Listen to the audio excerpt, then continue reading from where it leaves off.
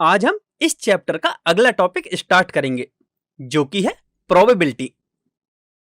इस टॉपिक में हम यह सीखने वाले हैं कि प्रोबेबिलिटी क्या होती है, इसे हम कैसे कैलकुलेट करते हैं एंड किसी दिए गए इवेंट की प्रोबेबिलिटी क्या होगी। एंड इस टॉपिक में हम यह भी सीखेंगे कि डिफरेंट टाइप्स के इवेंट की प्रोबेबिलिटी कैसे फाइंड करते हैं। तो चलिए इस टॉपिक का पहला कंसेप्ट स्टार्ट करते हैं, जिसमें हम यह सीखेंगे कि प्रोबेबिलिटी क्या होती है।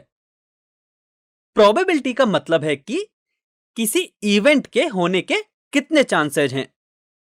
हम जानते हैं कि किसी रैंडम एक्सपेरिमेंट के लिए सैंपल स्पेस एस होता है।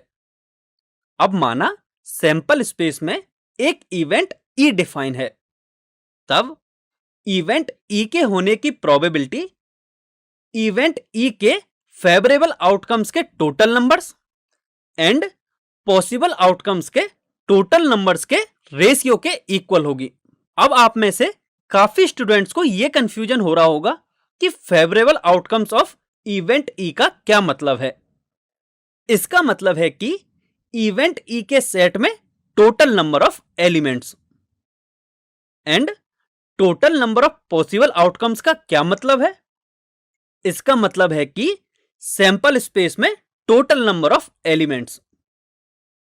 सो इवेंट ई की probability N of E upon N of S के इक्वल होगी, जहां N of E event E के सेट में present total number of elements को रिप्रेजेंट करता है and N of S sample space में प्रेजेंट नंबर ऑफ एलिमेंट्स को प्रेजेंट करता है।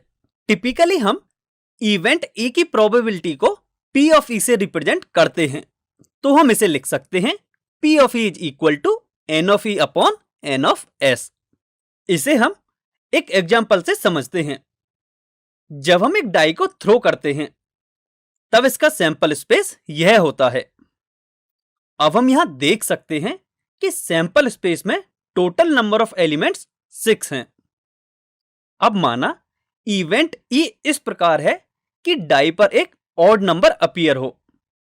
हम जानते हैं कि डाई को थ्रो करने पर पॉसिबल आउटकम्स 6 हैं, जिनमें से 3 इवन नंबर्स हैं एंड 3 ऑड नंबर्स हैं। यानी कि डाई को थ्रो करने पर 50% चांसेस ये हैं कि डाई पर एक ऑड नंबर आए। इसे हम मैथमेटिकली समझते हैं। Event E set of 1, 3 and 5 के इक्वल होगा। अब हम यहां देखें तो इवेंट ई में टोटल नंबर ऑफ एलिमेंट्स 3 है। अभी हमने सीखा कि probability of event E is equal to N of E upon N of S. So यहां पी ऑफ ई हमें 1/2 के इक्वल मिलेगा, जिसे हम यदि परसेंट में कन्वर्ट करें तो यह हमें 50% के इक्वल ही मिलेगा। अब माना एक और इवेंट ई इस प्रकार है कि डाई को थ्रो करने पर या तो ऑड नंबर आए या फिर इवन नंबर आए।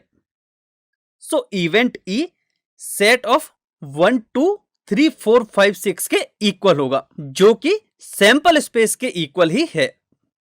यहां हम देखें तो इवेंट ई में टोटल नंबर ऑफ एलिमेंट्स 6 के इक्वल हैं।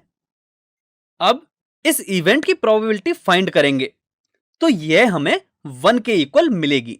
हम यहां क्लियरली देख सकते हैं कि इवेंट ई के elements and sample space S के एलिमेंट्स इक्वल ही हैं। तो यहां से हम यह कंक्लूड कर सकते हैं कि इवेंट जो कि सैंपल स्पेस के इक्वल है की प्रोबेबिलिटी ऑलवेज 1 के इक्वल होती है।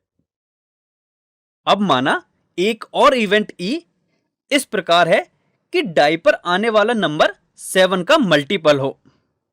हम जानते हैं कि एक डाई को थ्रो करने पर हमें 1 से 6 तक का कोई भी एक नंबर मिलता है, जिनमें से कोई भी नंबर 7 का मल्टीपल नहीं है।